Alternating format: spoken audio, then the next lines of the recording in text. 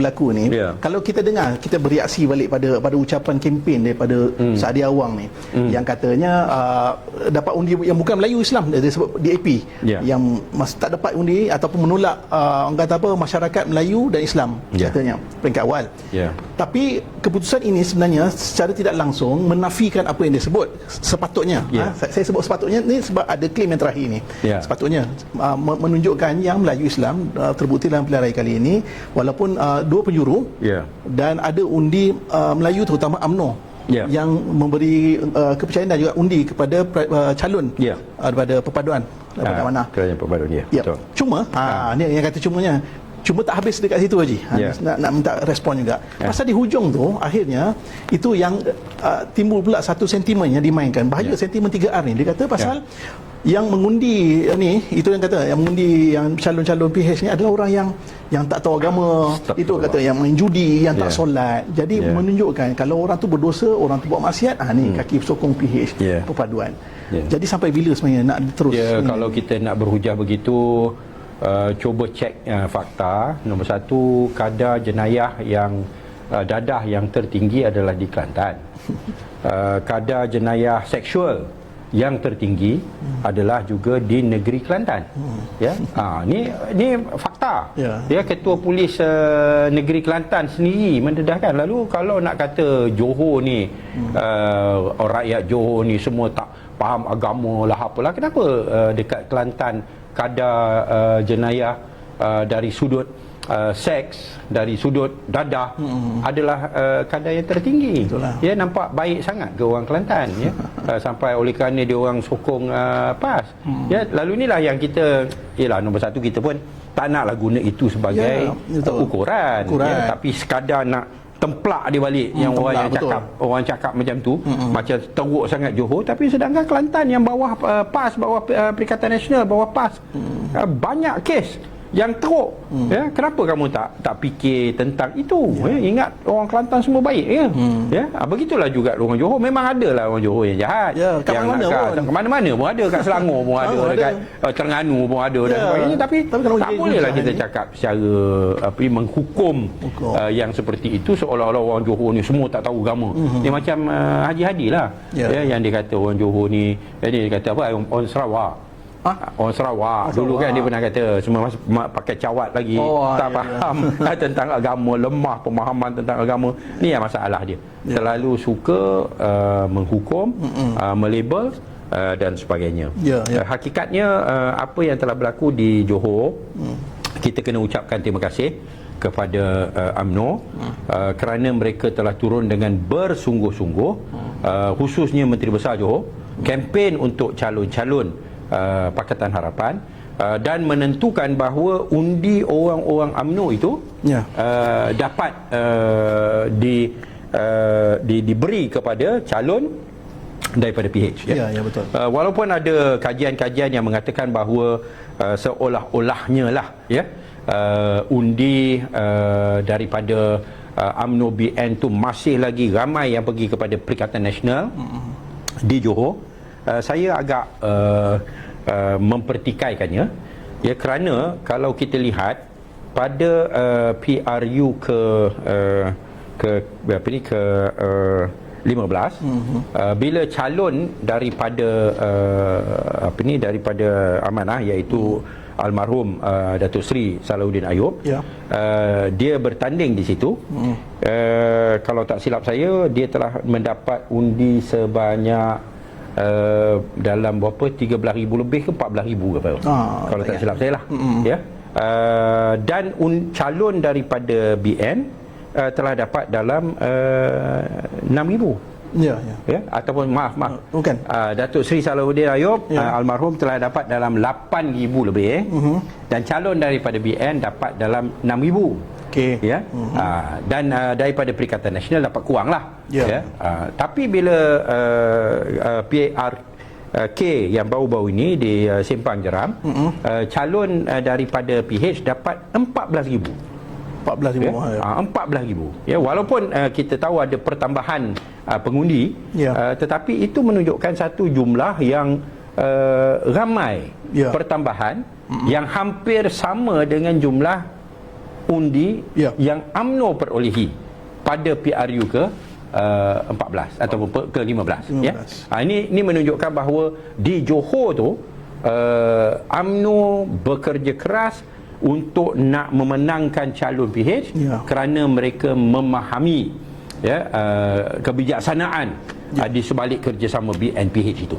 Betul. Inilah yang kita nampak, dan kesungguhan yang ditunjukkan oleh Menteri Besar Negeri Johor yang daripada UMNO pergi jumpa semua ahli-ahli UMNO dan sebagainya, dan dapatkan sokongan mereka. Samalah yang berlaku di di Selangor, di beberapa kerusi, khususnya macam di Shah Alam, kita dapat sokongan yang padu daripada UMNO bahagian, dan ini menyebabkan kita boleh menang di Batu Tiga dan juga di Kota Anggerik.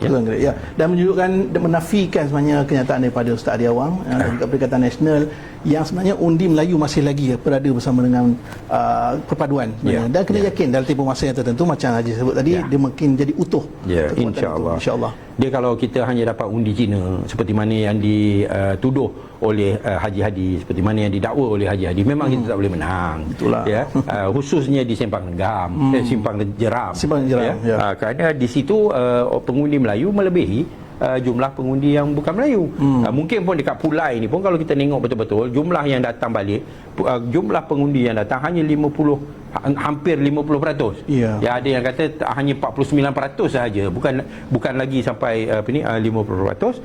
Dan di situ kita dapati bahawa ramai yang pengundi Cina tak keluar mengundi. Itu yang dimaklumkanlah pada saya.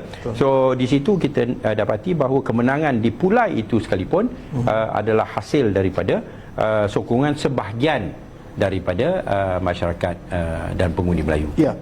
Dan kita berbalik pada kalau persoalan sebelum tu tak habis-habis nak jatuh kerajaan, atau bulan Ogos, lepas 100 hari, dan lepas 7 bulan, lepas tu bulan Ogos, referendum, dan sekarang ni demo kan. Kita mengharapkan supaya berhentinya persoalan ini, dan saya nak orang kata berkongsi juga hari ini adalah satu hari yang tepat di mana kita boleh baca satu kenyataan daripada kenyataan akhbar Duli Yang Maha Mulia Sultan Selangor selaku pengerusi MKI, Majlis Kebangsaan bagi Hal Ehwal Agama Islam Malaysia, tentang sangat panjang, tapi menoktahkan agar rakyat dan juga pimpinan-pimpinan politik menghentikan segala permainan perkauman dan juga agama yang melampau ini. Salah guna agama. Ya, betul. Jadi boleh baca itu nanti. Saya rasa esok akan banyak ulasan-ulasannya hari inilah. Jadi, dan kita mengharapkan, tadi saya sebut tadi, kita mengharapkan akan berhentilah hal ini. Cuma yang tak best ni Haji, tiba-tiba pula dah elok-elok kita dah dapat bahkan kembali kerusi parlimen ini untuk mencukupkan 2/3 kembali kerusi parlimen, tiba-tiba pula muda sekarang ni menarik balik sokongan terhadap perpaduan.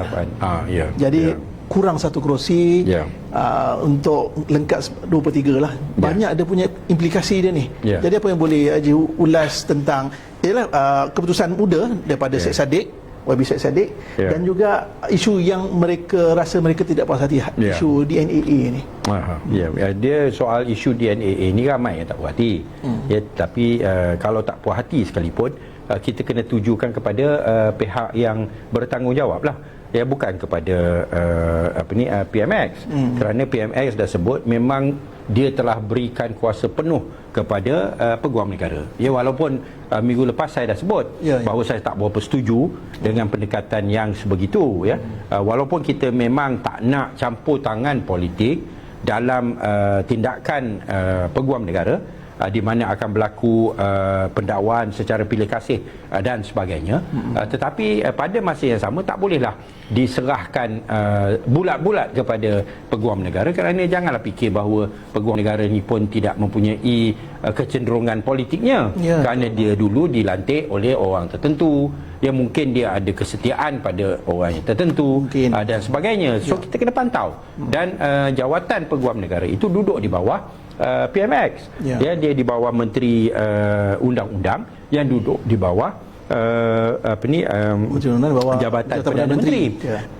So PMX kena ambil tahu dan tak boleh main lepas tangan 100% dan nak dijadikan jawatan peguam negara itu seperti jawatan hakim. Ya, ni bila disebut tentang soal separation of powers, ya, pemisahan ruang kuasa dan sebagainya, ini tak masuk soal peguam negara, kerana separation of powers itu, pemisahan kuasa itu adalah di antara legislatif ataupun penggubal undang-undang, iaitu parlimen, dan eksekutif, iaitu kerajaan, dan ataupun kabinet, dan judiciary ataupun penghakiman. Dia bukan di antara bawah eksekutif tu ada pemisahan kuasa lagi. Ya, sedangkan peguam negara duduk bawah PMX, Jabatan Perdana Menteri. Ya. So benda ni saya faham apa yang dihasratkan oleh Anwar Ibrahim, iaitu biarlah peguam negara itu menjalankan kerjanya secara profesional, tanpa adanya campur tangan politik, gangguan politik dan sebagainya. Tu cita-citanya adalah cukup murni, dan memang perlu dipuji, tetapi pada masa yang sama kita kena realistik. Kita tak boleh terlalu idealistik. Ya, di mana bila kita realistik ni, maknanya kita pun kena faham bahawa peguam negara ni pun mungkin dia ada kecenderungan politik dia juga. Kerana dia pernah duduk di bawah PM yang lain, dan dia mungkin dia berterima kasih, terhutang budi, ya, dengan bekas PM dulu dan sebagainya. Lalu kita kena tengok dia punya dia punya prestasi, dan kalau kita dapati bahawa dia tidak menjalankan prestasinya dengan baik, maka kita kena pecat dan kita kena tukar. Dan sekarang ni apa yang berlaku, memanglah dia pun dah pencen, tapi naik yang peguam negara yang baru, so kita kena pantau. Kita kena pantau, kita tak boleh lepas tangan, kan ianya bawah kita. Itulah sebabnya dia nak buat demo itu.